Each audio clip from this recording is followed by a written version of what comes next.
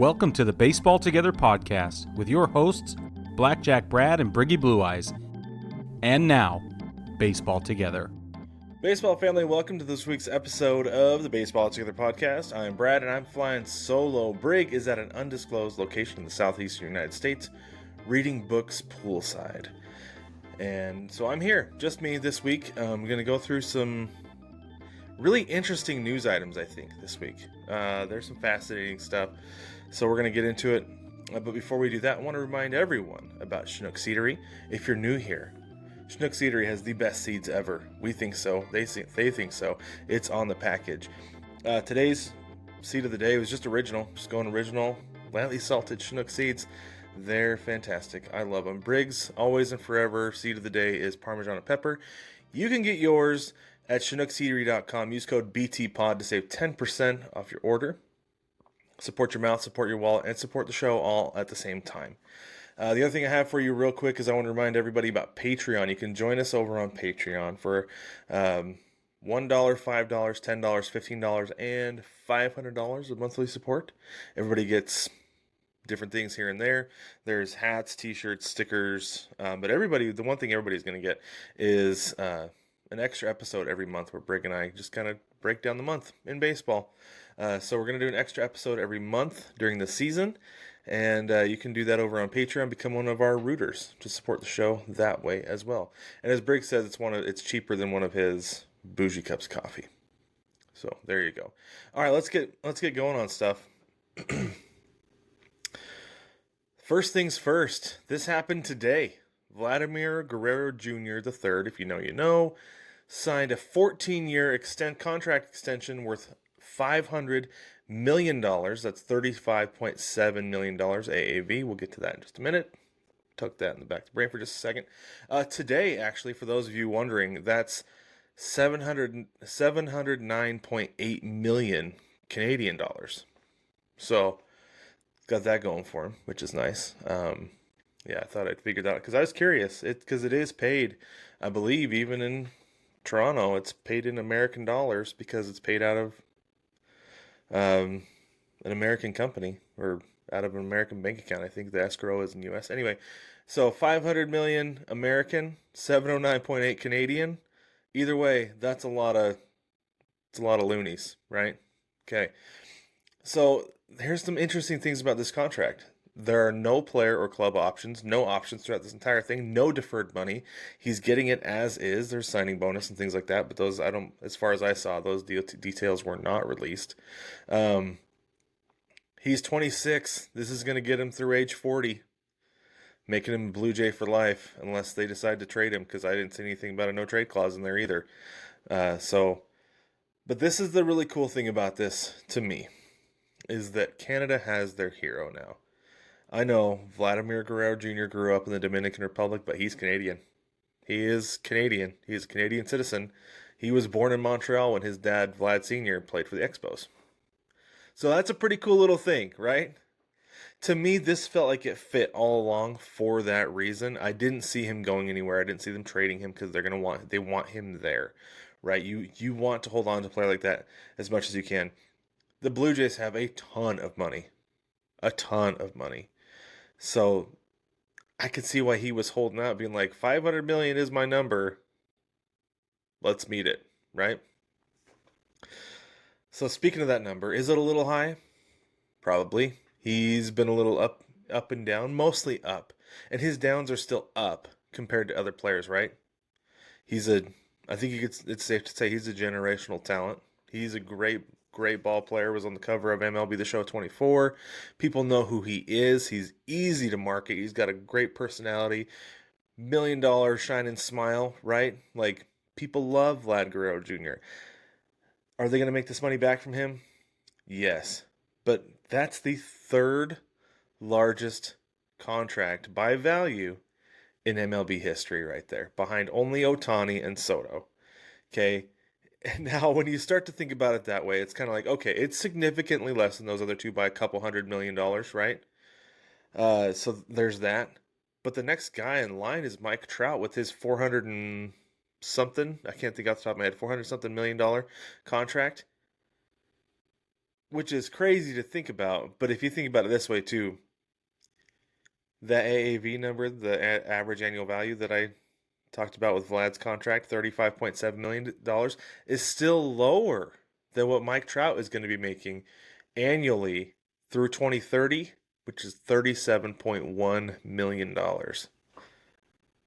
So in the end, right, Vlad's getting more money, but Trout's still getting more money annually. So I wonder if there was something about tacking on the number of years. I don't know. Anyway, I think Vlad wanted to be a Blue Jay for life. I think the Blue Jays wanted to have Vlad there for the rest of his career.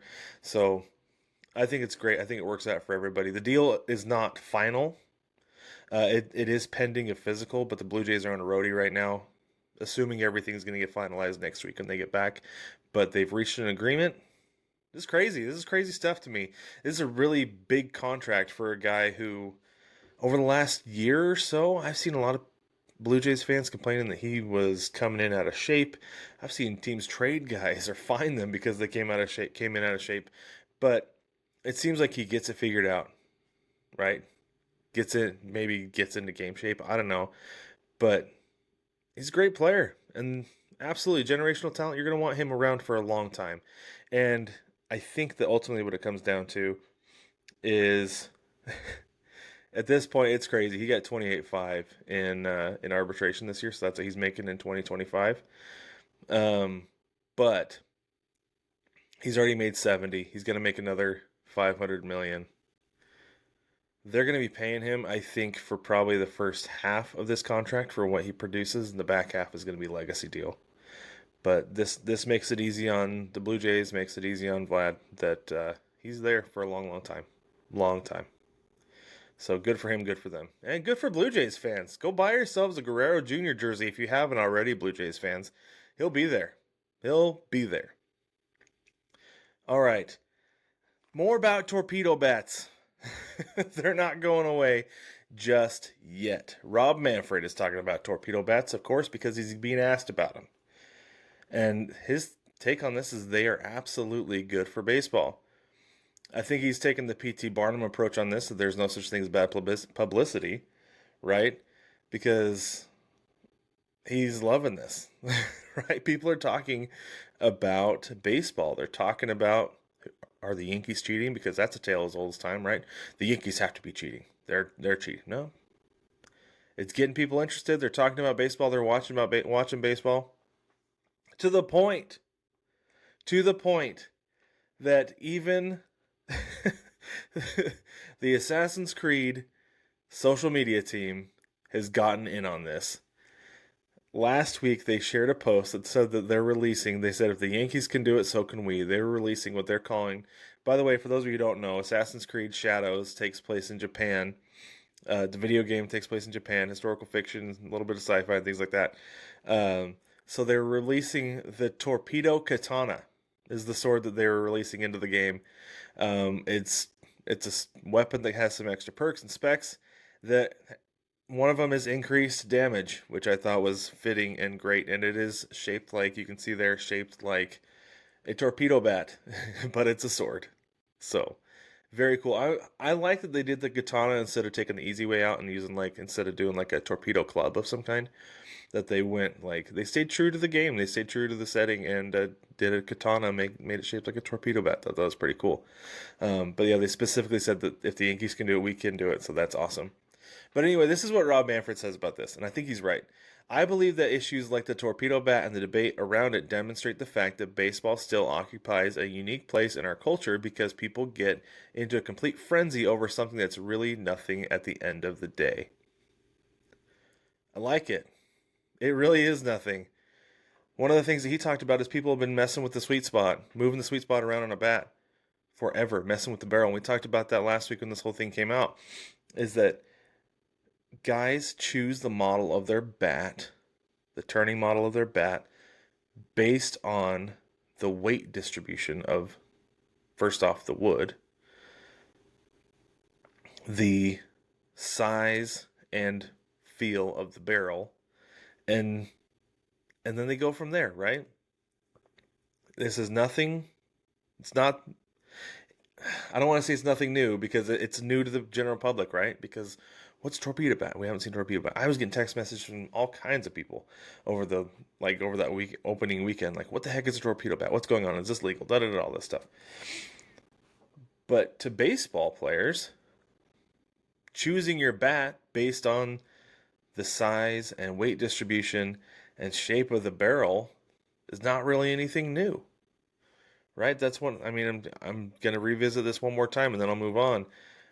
I was telling Brig about how we would go down the dugout. This was even in high school and feel the bats, feel the weight distribution on the bat.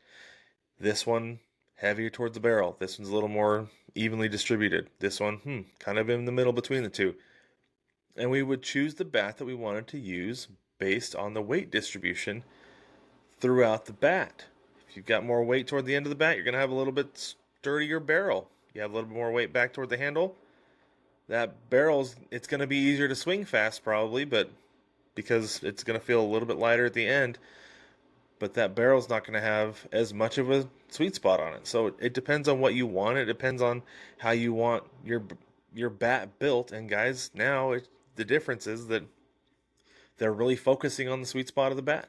That's what it is. So I think it's cool. I like it. It's really interesting seeing how it has gone kind of into pop culture, into the mainstream, and people are talking about bats, talking about baseball. I think it is good for the game because, like I said, and Rob Manfred said, he's like, it's perfectly legal, and so it's cool. I like it. You would way rather have people questioning the torpedo bats than talking about trash cans, right? Talking about the Astros banging trash cans and stealing signs. So I think this is way better look than that.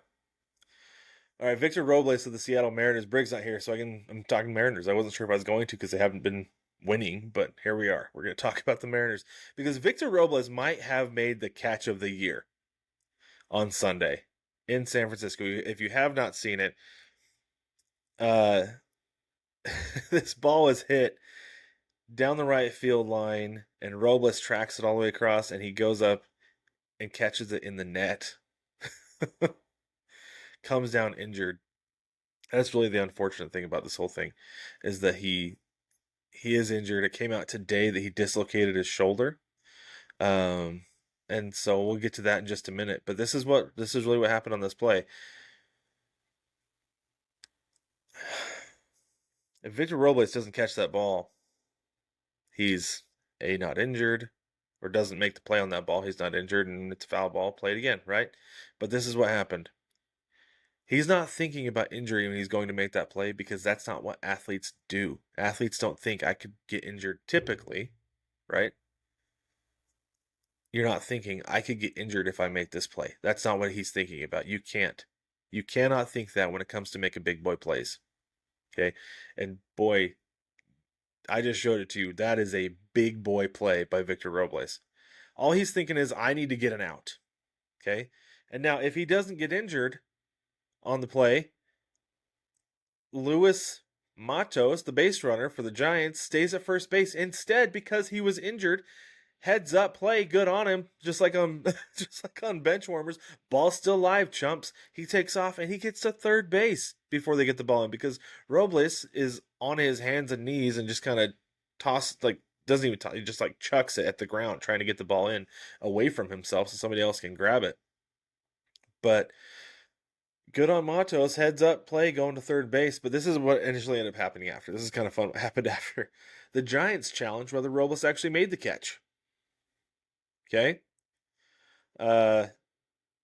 Which I don't know why you would. I mean, I guess you don't want the out because you want a better outcome on the play, but you've got a runner on third as of this moment, right? Why are you challenging that? Wait until the Mariners challenge, which they did next, that Robles fell out of play.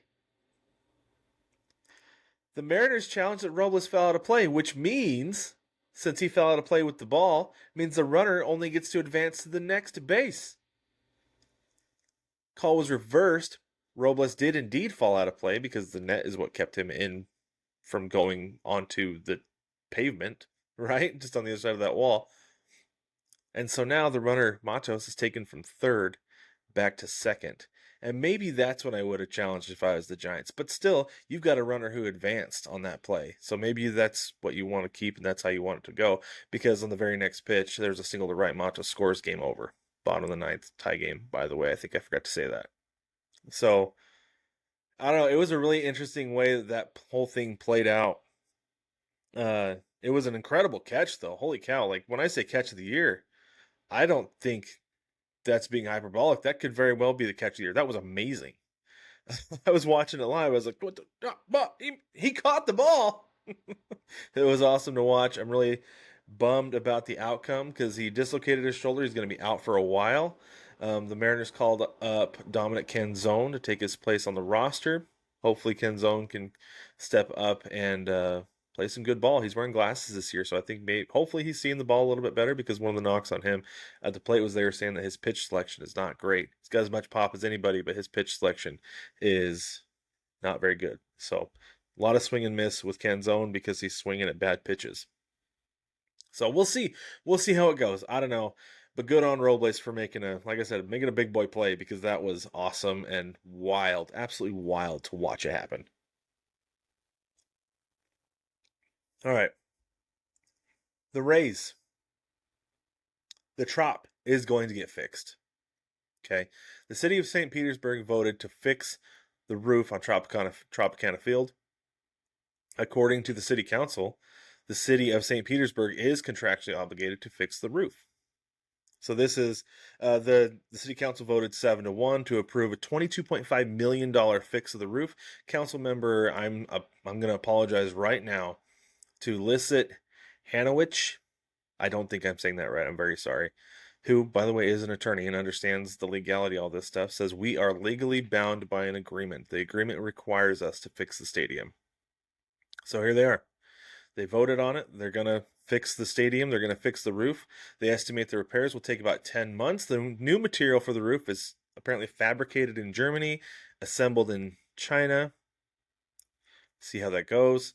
As far as timing, the new roof is supposed to be able to withstand winds up to 165 miles an hour. For context, Hurricane Milton, the hurricane that blew through and took the top off the Trop, and was one of the strongest hurricanes to ever hit the area, tore the roof off with gusts up to 125 miles per hour. So, yeah, so it should be okay, hopefully going forward. And this is an interesting little bit because this is the thing about this. The Rays had a deal for a stadium, right?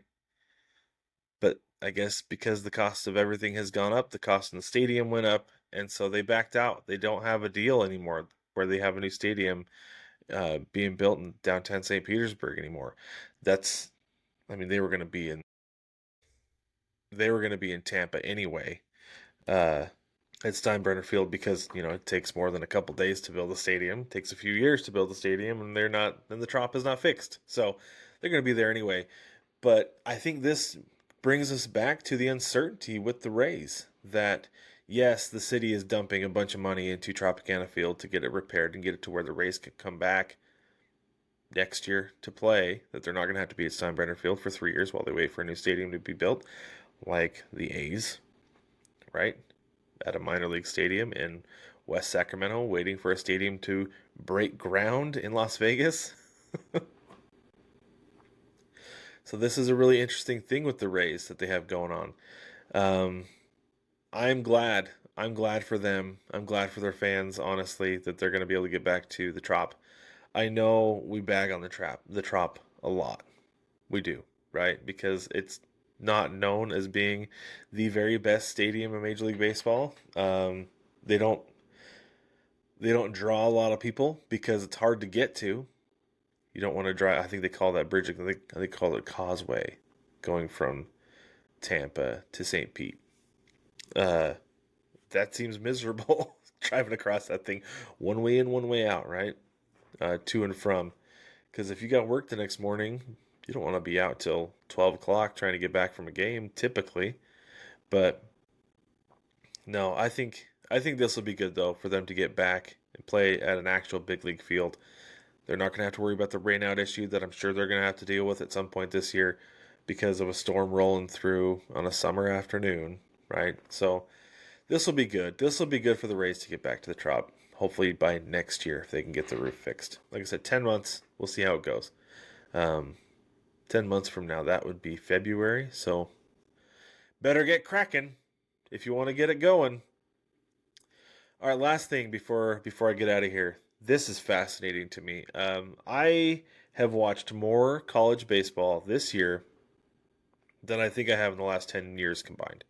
I was itching to watch some baseball before, like, even before spring training started, even. Could not wait to get back to it.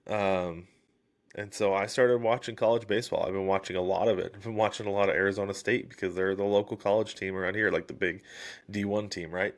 So, and they're good. They're a good team. So if you're going to watch college baseball, might as well watch one of the good ones. So I've been watching a lot of college baseball, and I know we don't talk a lot of college baseball on this show, but this was a really interesting thing that happened, I guess it's about a week and a half ago now, that I wanted to get into because it's fascinating. So Liberty, some pronounce it Bipperty, baseball had to forfeit to Jacksonville State, okay, after one pitch. One pitch, okay? So check this out. So the way things work in college baseball is you have a weekend series, right? Whether it's Thursday, Friday, Saturday, Sunday, Friday, Saturday, Sunday, Thursday, Friday, Saturday, whatever. However you play it, you have a weekend series of 3 to 4 games. Liberty and Jacksonville State on Saturday, March 29th, were playing a doubleheader. Okay?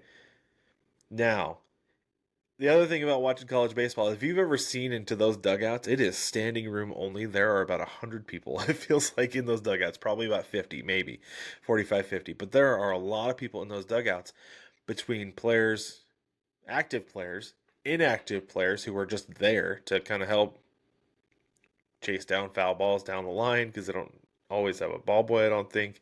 Help play sentry down at the bullpen if that's what they need, warm-up pitchers, whatever.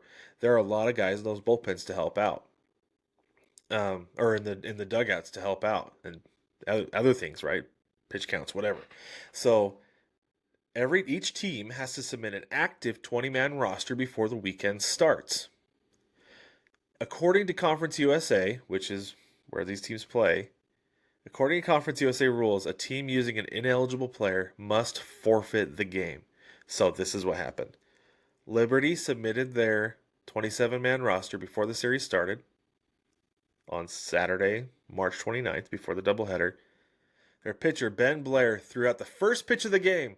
Then Jacksonville State's coach, Steve Beiser, I apologize for the pronunciation, it's probably wrong. Steve Beiser let the umpires know that Blair was not on the active roster that Liberty had submitted.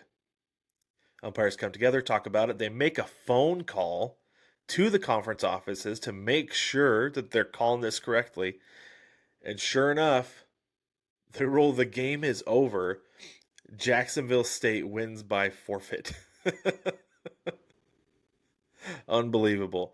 Jacksonville State went on to win the second game of the doubleheader, 6-1. Liberty said it was a clerical error that led to the mistake, and yes, I would think definitely so. That your starting pitcher in game one of the doubleheader is not on the active roster. Now, I wonder if it was. I'm sure it was just like. I'm sure that he was planned to pitch that day, right? He's got to be planned to pitch that day. And that somebody just, maybe his name was in the wrong spot, so they missed him. I don't know. But anyway, clerical mistake. So what I want to know, baseball family, drop this down in the comments. I want to know from you, is this bad form by Jacksonville State to wait until the pitcher throws one pitch and then bring it to the umpire's attention? Or is that a heady play by the coach? Okay. If you're watching the video, pause, drop down in the comments, and let us know. Let us know what you think because I'm really curious. And I'll let you know what I think. I think this is a heady play. This is a great play by the coach. Absolutely. Conference game, you got to win as many of those as you can, right? And if you can win one on a technicality by forfeit and automatically earn yourself a split of that doubleheader, heck yeah, man. Do it. Wait till he throws a pitch. And I'm sure in that dugout it was like, wait, let him throw. Hold on. Nope, wait. Okay, now. Then you go, because then the ineligible player has played in the game.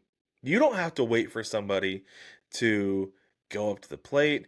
You don't have to wait for, and I don't know if it's like if it was the shortstop, right? I don't know if you have to wait for the shortstop to make a play for him to officially be like quote unquote like logged in the game as like a 6-3 putout or whatever, or if it was, first pitch, then that shortstop has played in the game. But you don't have to wait for anything like that. It's the pitcher. He starts the game. Boom, game over. Unbelievable. Good on him for knowing the rule, knowing how to properly enforce it, and to get that dub, right?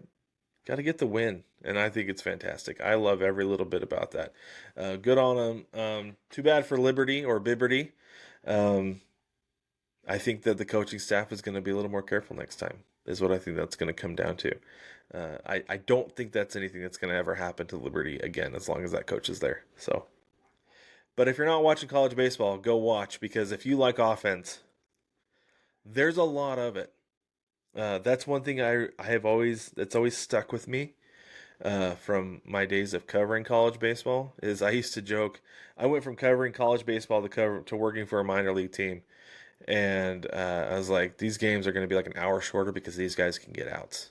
It doesn't matter what level you're watching in college baseball, they're going to struggle to get outs to some degree. A team can be up 5-0 in the 8th inning, and that game is nowhere near over. So, if you're not watching college baseball, go watch it. They have a safety bag this year. A little bit, it's interesting, but it's a good watch. It's a lot of fun. Just maybe watch it on mute so you don't have to listen to the ping of the metal bats if that's what bugs you. But anyways, baseball family, thank you so much for joining me and hanging in there with me this week.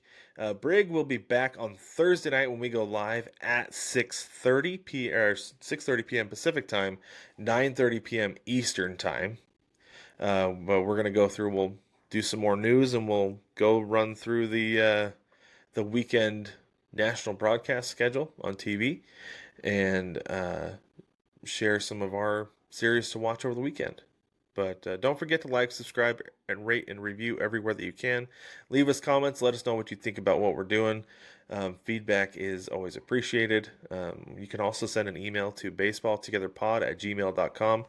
Send your questions, comments, concerns, snide remarks. If you have a topic that you want us to hit, if there's something you want to hear us talk about, shoot it to us in the email or drop it down in the comments of a video, and we'll visit it. We sure will. We see all that stuff.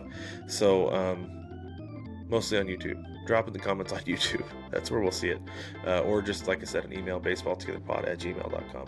But baseball family, thank you so much for joining me this week. We will catch you on Thursday night.